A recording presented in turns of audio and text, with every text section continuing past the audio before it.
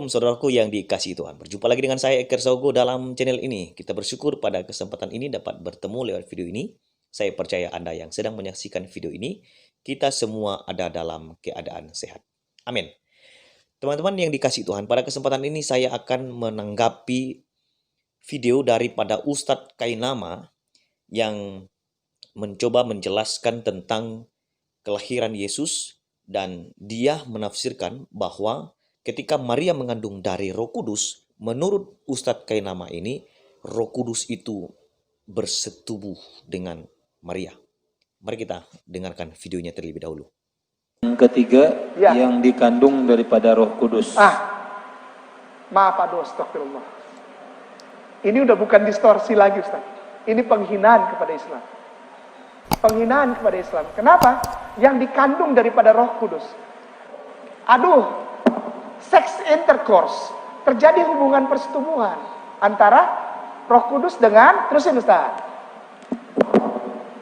Lahir dari anak darah Maria. Anak darah Maria, perawan Maria, usianya 12 tahun waktu itu.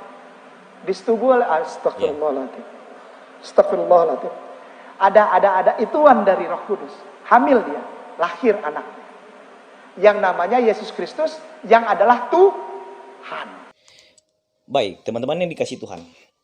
Itulah video cuplikan berkenaan dengan Ustadz Kainama yang mencoba menjelaskan Yesus lahir dari Maria, dari anak darah, ya, Maria maksudnya, dan pada waktu Maria mengandung itu mengandung dari Roh Kudus.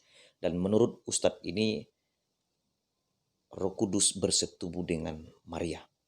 Nah, teman-teman yang dikasih Tuhan, dalam video ini saya mohon maaf ya, karena saya akan memberikan 3 label untuk Ustadz Kainama ini.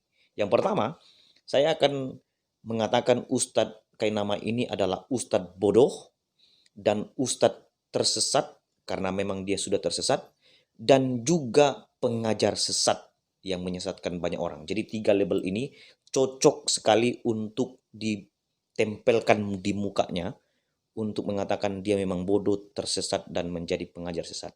Mengapa saya katakan demikian? Karena ketika melihat video yang sudah kita lihat di awal tadi, itu adalah tafsiran tersesat dari orang bodoh yang mengajarkan ajaran yang sesat. Dan itu tidak sesuai dengan Alkitab. Nah, untuk menjawab ini, apakah yang dikatakan oleh Ustadz Kainama ini benar? Tentu itu adalah perkataan yang ngawur, yang tidak dapat dibenarkan.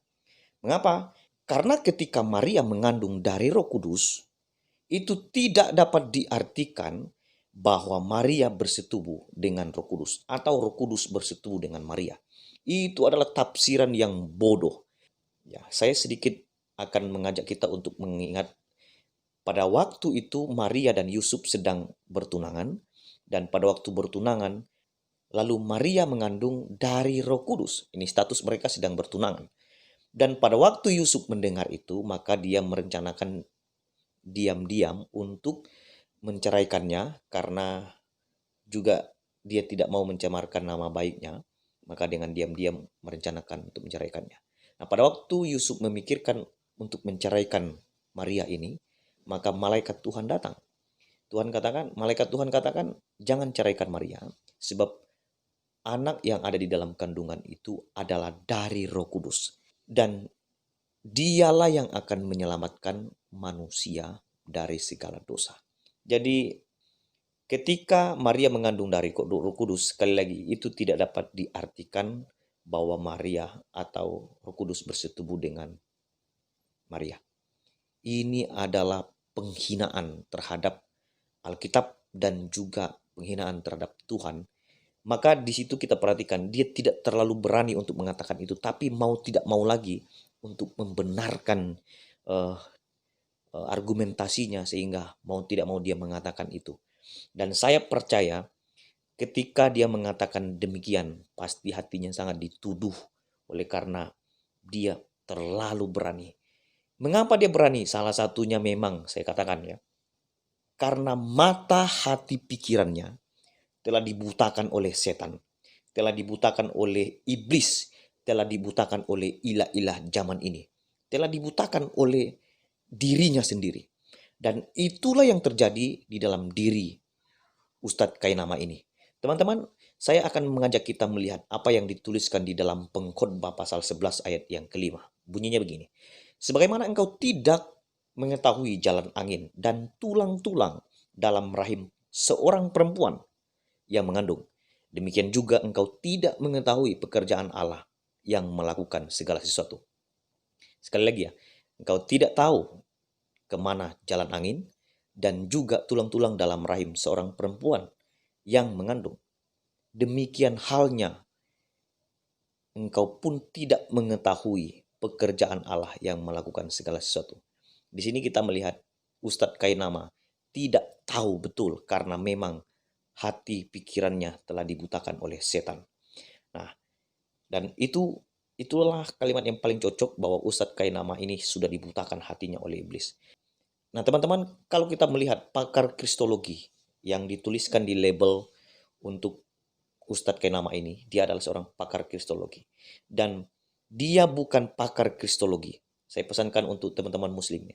Dia bukan pakar kristologi karena dia adalah pengajar sesat yang tersesat dan dia adalah ustadz yang bodoh, yang tidak punya hak untuk membahas atau menjelekkan atau menafsirkan secara bebas Alkitab yang kami percayai. Dan menurut saya, ketika Ustadz Kainama mengatakan demikian, dia pasti akan dibinasakan oleh Tuhan kalau dia tidak bertobat. Ya, nah Ustadz macam ini tidak ada kalimat yang paling enak didengar selain mengatakan kepadanya bahwa dia adalah ustadz yang terbodoh yang dimiliki oleh dunia ini. Kemudian teman-teman, dalam Alkitab, dalam 2 Yohanes 1 ayat 7, sebab banyak penyesat telah muncul dan pergi ke seluruh dunia yang tidak mengaku bahwa Yesus Kristus telah datang sebagai manusia. Itu adalah penyesat dan antikristus. Jadi penyesat itu tidak mengakui bahwa Yesus Kristus itu adalah Tuhan.